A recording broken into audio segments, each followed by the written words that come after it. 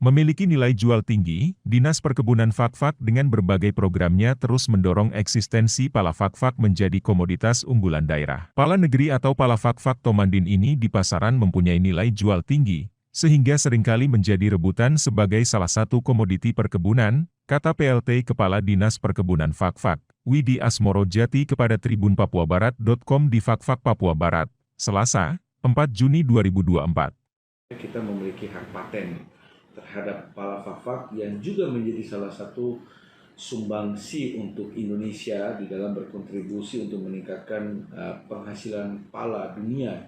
Dan hari ini Indonesia masuk di nomor urut 2 dengan beberapa sumbangsi termasuk dari Maluku, kemudian Papua Barat, kemudian juga ada beberapa daerah lain. Nah, kaitan dengan itu, karena sudah memiliki hak paten, maka pala fakfak disebut sebagai dengan nama Latin adalah Myristica argentea Ward, yang kemudian memiliki keunggulan beberapa, terutama keunggulan di dalam industri pengolahan pangan maupun non-pangan, kemudian konsumsi langsung dan erat hubungannya dengan pengemasan ulang untuk proses penjualan.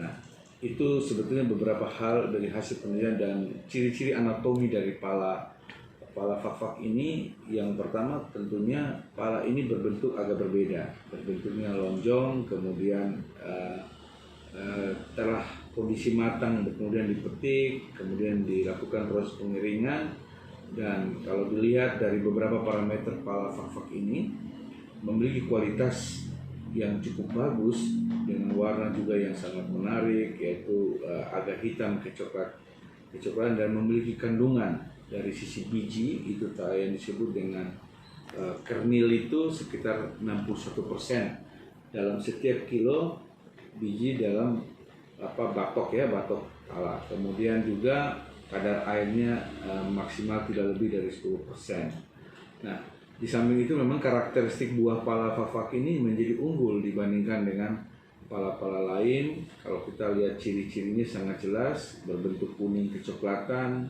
permukaannya sedikit berbentuk kasar ya, warna dagingnya putih susu, ketebalannya memiliki ketebalan yang lebih unggul dibandingkan pala lain, 1,2 sampai 2 cm, kemudian diameter panjangnya 1,25 sampai 150, bahkan beratnya cukup besar, yaitu 65 sampai 175 gram per biji. Sehingga dengan keunggulan ini tentu memiliki nilai yang cukup tinggi, nilai jual yang cukup besar, bahkan seluruh pala fakfak ini sudah masuk menjadi pala yang memiliki nilai ekspor yang cukup tinggi, sehingga Kabupaten Fakfak menetapkan pala sebagai komoditas unggulan daerah.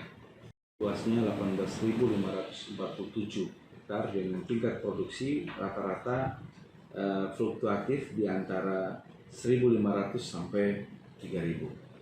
Nah, jika dilihat dari kondisi hari ini, bahwa ada sekitar 12 pedagang yang melakukan proses pengumpulan pala untuk dikirim penjualan antar pulau ya, sehingga memang kalau dilihat hasil produksi kita ini cukup bagus. Bahkan tadi saya sebutkan bahwa posisi pala fakfak, pala Papua Barat ini di Indonesia ini menjadi bagian yang diperhitungkan karena memiliki daya saing yang cukup tinggi, bahkan menjadi salah satu sumbangsi untuk produktivitas terhadap posisi di Indonesia ini.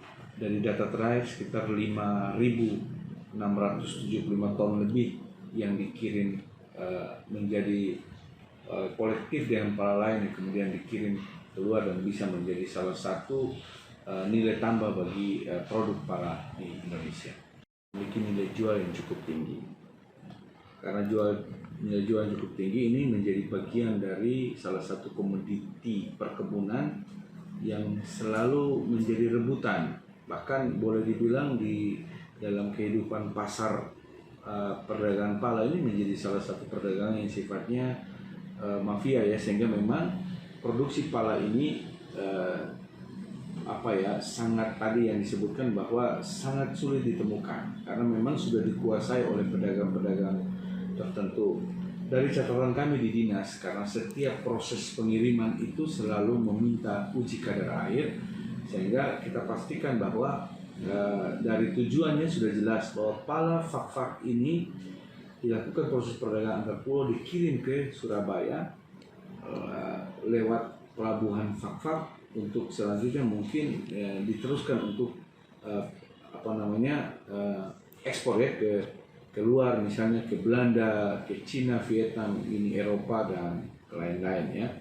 Nah itu sehingga memang ketika pala ini keluar, karena kita bukan pelabuhan ekspor, itu dimainkan tadi, dikemas, bisa ditata rapi sehingga tidak kelihatan sesungguhnya pala itu ada di mana-mana.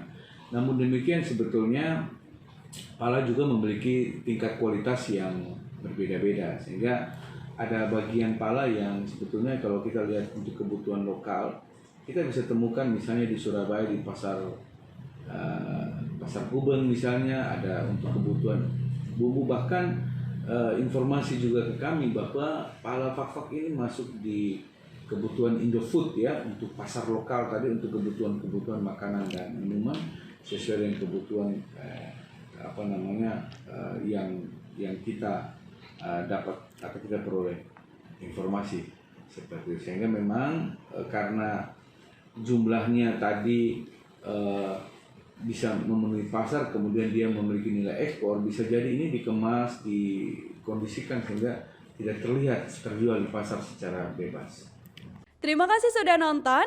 Jangan lupa like, subscribe, dan share ya.